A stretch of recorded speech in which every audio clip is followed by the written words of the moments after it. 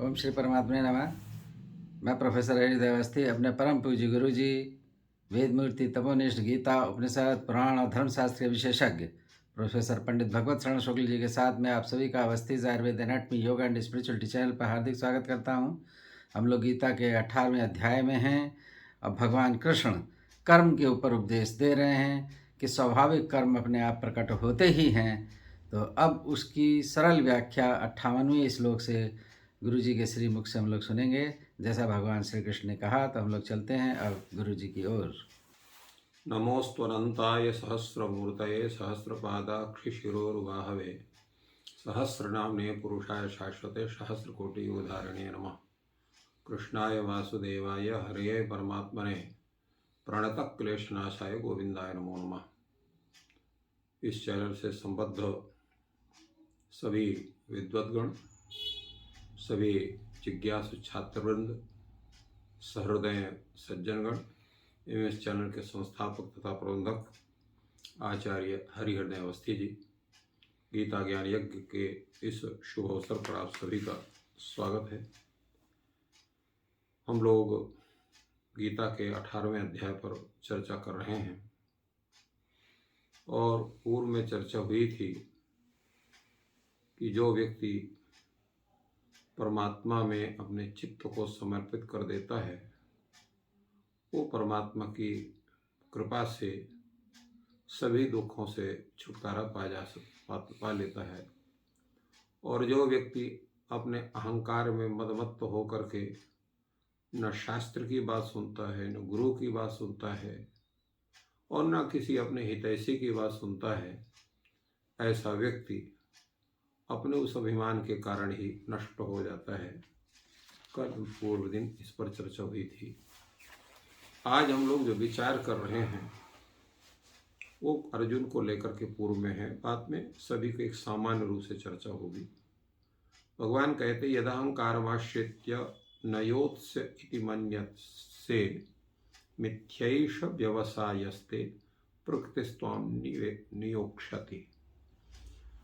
भगवान कहते हैं कि अगर अहंकार पूर्वक हे अर्जुन तुम यह मानते हो कि मैं युद्ध नहीं करूंगा, तो ये तुम्हारा जो व्यवसाय है अर्थात जो निश्चय है तुम्हारा, ये तुम्हारा मिथ्या है।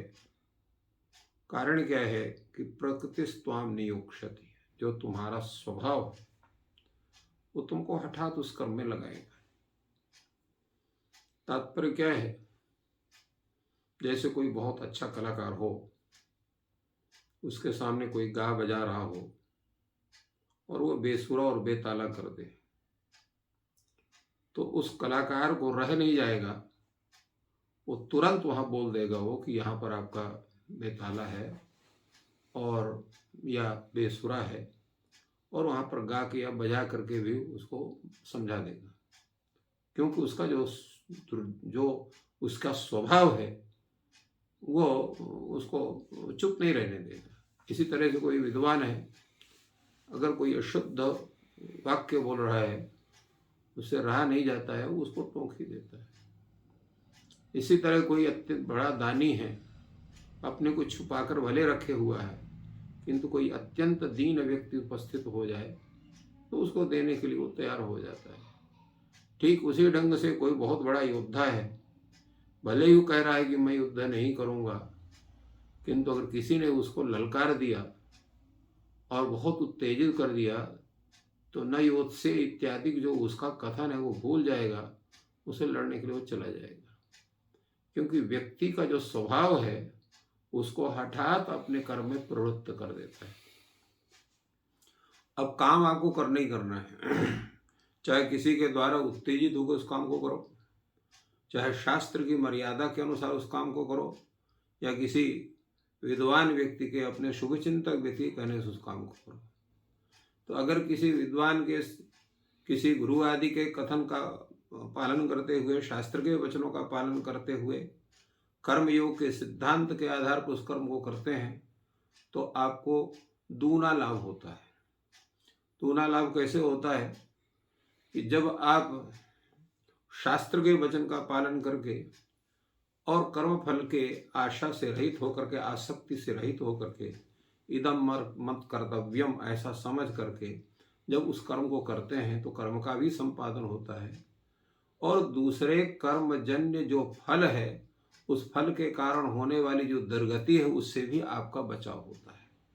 तो इसलिए भगवान ने कहा कि मिथ्या एष व्यवसायस्ते, ये तुम्हारा जो व्यवसाय है, तुम्हारा जो निश्चय है, ये तुम्हारा निश्चय मिथ्या है, क्योंकि इस पर तुम सफल नहीं हो सकते हो। कारण कि प्रकृतिस्त्वाम नियोक्ष्यति, तुम्हारा स्वभाव जो है वो जबरदस्ती तुमको युद्ध में लगाएगा। क्योंकि जब तुम्हारे कर्ण आदि जो प्रतिद्वंदी हैं जब तुमको ललकारेंगे, तुम्हारे सामने उपस्थित होकर तुमको नपुंसक कहेंगे, तुमको जो है कायर कहेंगे, तो तुम अपने को संभाल नहीं सकते हो, तुमको युद्ध करना ही पड़ेगा। इसलिए भगवान ने कहा कि मिथ्या एष व्यवसायस्ते। तो यही बात सभी के लिए है, हम लोग भी को कर्म को करना चाहिए। और यह हम अगर कह दें कि इस कर्म को हम नहीं करेंगे, चाहे काम बिगड़ जाए चाहे बन जाए, हम तो अपने निश्चय पर टिके हैं, तो यह भी नहीं है। अगर कभी ऐसी भयंकर परिस्थिति आ जाएगी तो आपको अपनी जिद छोड़कर उस कर्म को करना ही पड़ेगा। तो जब करना ही है तो फिर शास्त्र के मर्यादा के अनुसार ही उस कर्म को कर्म योग के सिद्धांत के आधार पर क्यों न किया जाए, ये भगवान का संदेश है। आगे भगवान कहते हैं स्वभावजेन कौन्तेय निविद्धस्वेन कर्मणा कर्तुम नेच्छसि यन् मोहात् करिष्यवशोऽपि तत्। उसी बात को भगवान कहते हैं कि प्रत्येक व्यक्ति अपने स्वभाव से बंधा हुआ है। ऐसा नहीं है कि आप अपने स्वभाव को छोड़ करके रह सकते हैं।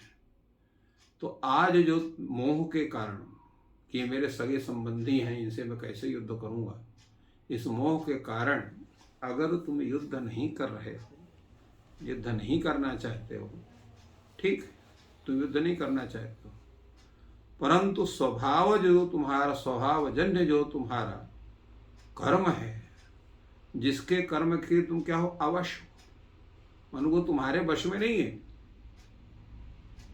तो ऐसे उस अपने जो है स्वाभाविक कर्म से तुम स्वेन कर्मणा निबद्धा, स्वभावजेन स्वेन कर्मणा निबद्धा, स्वभाव प्रकृति जन्य स्वाभाविक अपने कर्म से बंधे हुए तुम अवश्य तत्कर्म करिष्यसि, तो तुम उस कर्म को तुमको करना ही पड़ेगा। यहाँ भगवान ने यद्यपि अर्जुन को उद्देश्य करके कहा है, किंतु यह बात सभी के ऊपर लागू होती है। पूर्व में हमने उदाहरण दिया था, वो भी उदाहरण है। दूसरा, व्यक्ति का स्वभाव एक हो जाता है, जिस कर्म को हमेशा करता रहता है वो एक उस परिस्थिति प्राप्त होने पर स्वतः उसकी उस कर्म विशेष में प्रवृत्ति हो जाती है। तो इसलिए मोह के कारण, क्योंकि हम जब अपने किसी भी कर्तव्य कर्म से विमुख होते हैं तो ऐसे नहीं हो जाते हैं, उसके भी बहुत से कारण होते हैं। जैसे अर्जुन को अपने सगे संबंधियों से युद्ध करके उनको रणभूमि में मारना उसको पाप नजर आया, और उसका स्नेह जो अपने जो गुरुजन हैं या श्रेष्ठजन हैं, भीष्म पितामह, द्रोण प्रभृति, उनके प्रति जो उसकी एक श्रद्धा है, भावना है, उसके कारण उनसे युद्ध करके और उनको अपने बाणों से विच्छिन्न करने की उसकी इच्छा नहीं है, उनके प्रति पूज्य भाव है, श्रद्धा भाव है, स्नेह भाव है। इसी तरह से अन्य भी जो हैं उनके सगे संबंधी थे, उनसे भी उसी तरह का लगाव है। तो ये मोह है। व्यक्ति को अपने कर्तव्य कर्म के पालन में अगर कोई अपने सगे संबंधियों से भी विरोध लेना पड़ता है तो लेना चाहिए, ये भी एक संदेश है। क्योंकि शास्त्र की मर्यादा शाश्वत है, कर्म की मर्यादा शाश्वत है, और जीवन ये शाश्वत नहीं है। ये तो आज है, कल नहीं रहेगा। तो इसलिए हमें अपने जीवन को ध्यान में रख करके शास्त्र की मर्यादा की, कर्म की मर्यादा का उल्लंघन नहीं करना चाहिए। ये भगवान का संदेश है। हम अपने मोह के कारण हम अनेक ऐसे कर्म करना चाहते हैं, अपने को बचाना चाहते हैं। किसी भी का जीवन इस मृत्यु लोक में शाश्वत नहीं है, और यह भी निश्चित है कि जब तक आपका जीवन है, दुनिया की कोई ताकत आपके जीवन को आपसे छीन नहीं सकती है। स्वयं भगवान भी नहीं छीन सकते हैं। जो अनेक प्रकार की हत्याएं हो रही हैं उसका मुख्य कारण है कि उस व्यक्ति का हनन उसी व्यक्ति से बधा हुआ है, उस कारण से वो उसकी हनन होता है, वो चाहे पशु हो चाहे कोई भी हो। इसलिए जो पशु की हत्या करते हैं उनको भी समझ लेना चाहिए कि आप भी कभी पशु रहे होंगे, और उस जिस पशु की आप हत्या कर रहे हैं उस पशु ने आपकी हत्या किया, और उसका बदला लेने के लिए आज आप फिर किसी पशु की हत्या कर रहे हैं। तो ये आपका जो सिलसिला है, आप उसको मार रहे हैं, अगले जन्म वो आपको मार रहा है।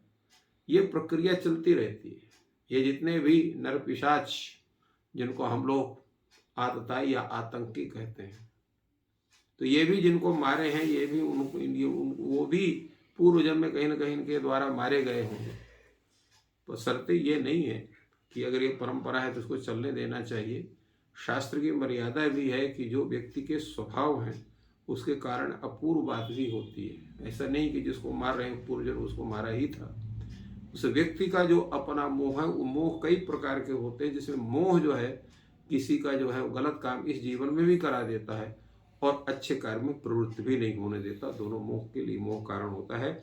इसीलिए भगवान ने कहा कि जो है स्वभावजन्य कर्मों से निबद्ध व्यक्ति जो है जो नहीं करना चाहता है मोह आदि के कारण, उसको अपने स्वभावजन्य के कारण उन कर्मों को, जो बंधे हुए कर्म हैं, जो वर्ण धर्म हैं, जो आश्रम धर्म हैं, कहीं ना कहीं न चाहते हुए भी उनको करना पड़ता है, जिसको हम पहले से निश्चय किए रहते हैं कि हम नहीं करना चाहते हैं। तो इसलिए भगवान ने अर्जुन को कहा कि भले ही आपने युद्ध न करने के लिए निश्चय किया हो, किंतु स्वाभाविक कर्म आपको जबरदस्ती उस कार्य में प्रवृत्त करेगा ही।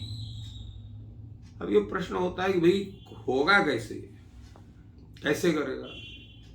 भगवान ने कहा कि देखो, ये जो तुम सोच रहे हो कि हम जो करते हैं हम ही करते हैं, इसको तुम भूल जाओ, क्योंकि जो ईश्वर है वो सबके हृदय में स्थित होकर के सबका संचालन करता है। ईश्वर सर्वभूतानां हृद्देशे अर्जुन तिष्ठति भ्रामयन् सर्वभूतानि यंत्रारूढ़ानि मायया।